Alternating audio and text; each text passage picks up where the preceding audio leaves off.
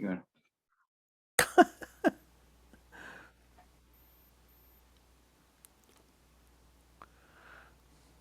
This is the end of the second quiz. Yeah, if I can find it. I'll pause. On track again. Back on track. Sorry about that. Yes, here are the remaining birds. What do you think this is? It's a Townsend solitaire. That's a very Yes. good guess, but that's not correct. Oh. An American Well, pipit. do you want to know why I thought it was? Why? Because of the white outer tail feathers. An American pipit. This is an American pipit. Yeah, this Oh. does look like a town like a Townsend solitaire, especially with these wing bars like that, which are kind of solitaire-ish looking. But notice the head has this beige supercilium on top, and then this sort of mustache stripe of beige below. So that's an American pipit. Townsend solitaire also would be much more unusual, but yeah, it would have the same kind of shape. So that's a pretty good guess. But you want to we always start with the head of the bill, and then we would see this face, which is quite different from a Townsend solitaire face.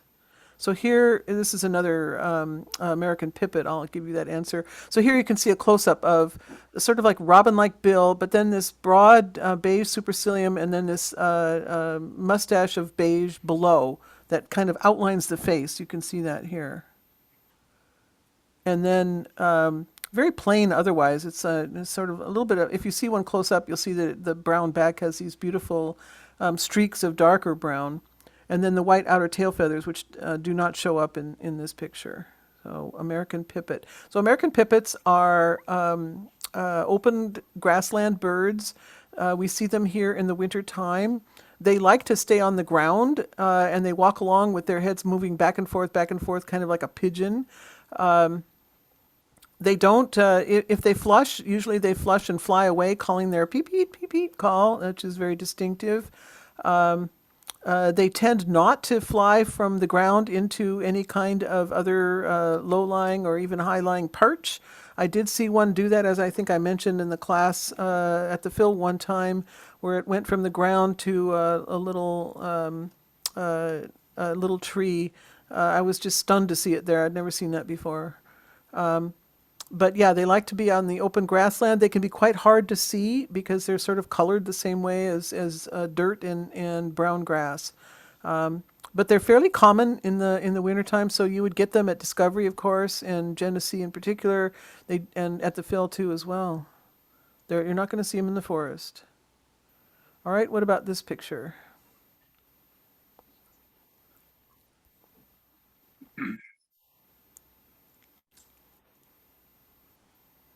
Anyone? Well, it's a hawk on the left, right? Close. Kestrel. Maybe kestrel, yeah. Yeah, this is an American kestrel on the left. And what have we got on the right? Meadowlark. A meadowlark? Meadowlark, yeah.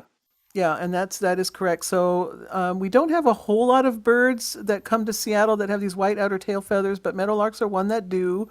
Notice the difference, though. The white on the American pipit is much narrower. Same thing true with juncos and vesper sparrows, for that matter. There's a lot more white on the tail of a western meadowlark, but the back is very very camouflaged of brown and beige stripes and so on. But the head is quite distinctive with this center crown stripe of beige and then dark brown and then a very beige supercilium.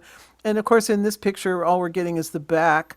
But as these two birds are contending with each other, eventually you would see the front part of the meadowlark, which is very distinctive, that bright yellow and the black kind of pectoral arrangement. So yeah, this was a picture that a local photographer, Greg Thompson, took of a kestrel trying to take this meadowlark, and the meadowlark fought back and actually fought off the kestrel. So kind of an interesting battle.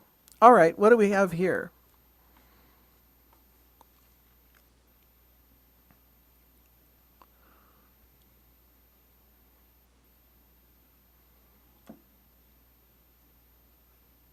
Are those bank swallows? No, not bank. Bank would have brown, remember, brown backs. These have blue. Then cliff, Why do you say cliff? because they are in intense colonies.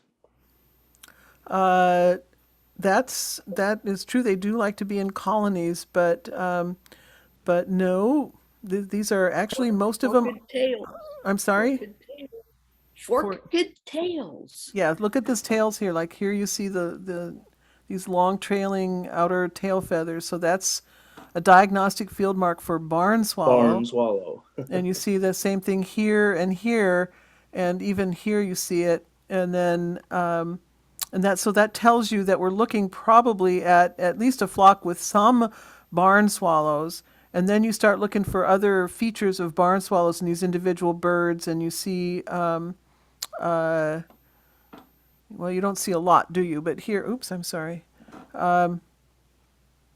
Yeah, this is a fall picture. So you see these first-year birds can be very confusing, and it would be easy to say that that would be a cliff swallow. But you see on the forehead here that it's still kind of dark, so not so much of a cliff swallow. But then we go up to this one up here, and we see that that's got a beige splash of color there. And look at this guy here, another splash of beige color. So on these photographs, it can be very difficult, I think, to figure this out sometimes when you just get a moment in time that's frozen.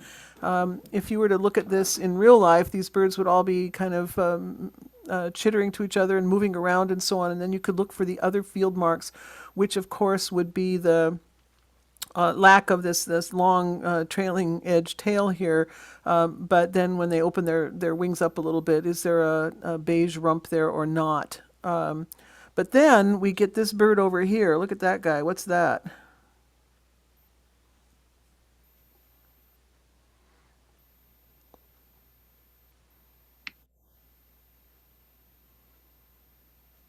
So I'll tell you, this is a violet green swallow. You can see the white on the face here a little bit. You could confuse this with a tree swallow, but I don't think it is. I think I see here just a hint of Kelly green on the top of the head there, and yeah, that's a difficult picture also. But I'm pretty sure that's a violet green swallow. And then I look at this one over here, try to figure out what the heck that is, and I'm going to say that might be another violet green swallow. It's just a little bit whiter than even this very pale beige of these first year barn swallows. So in the fall, these swallows can get together in very large mixed flocks, as you see here.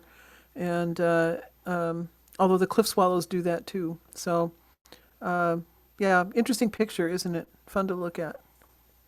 All right, now we're done, so we can stop recording.